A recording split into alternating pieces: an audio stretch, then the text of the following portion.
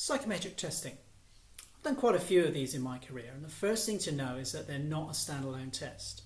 They're either used as part of an application filtering process or to support the findings of an interview.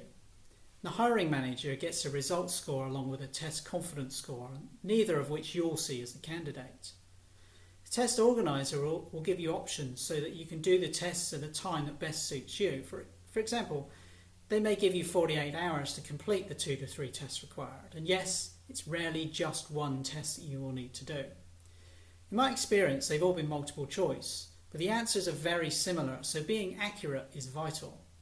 And expect 30 to 60 questions per test.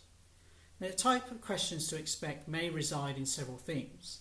For example, maths questions might include currency and percentage markup margin calculations. Reading and comprehension might include a few paragraphs that you need to answer on the meaning of the text. And then you've got logical testing, things like what's the next shape in a series. But be careful, as there's often several differences to account for. So how to prepare? And I'll go through this in reverse. In the test, you need to plan your time and work out how long you can spend on each question.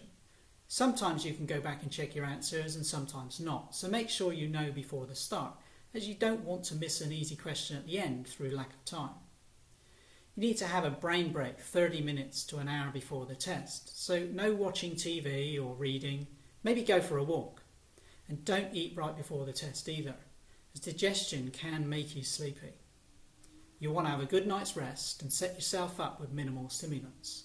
So don't be out dancing until 2 AM and rely on coffee to get you through, because that just won't work.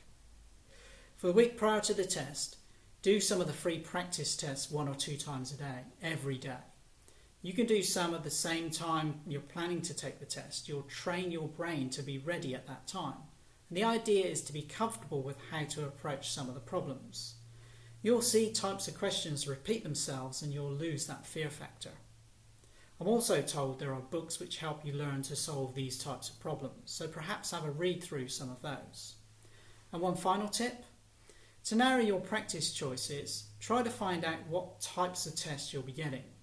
A simple phone call to the hiring manager will usually set you on the right track. And this is also another point of contact with the hiring manager, which helps them remember who you are. Thank you.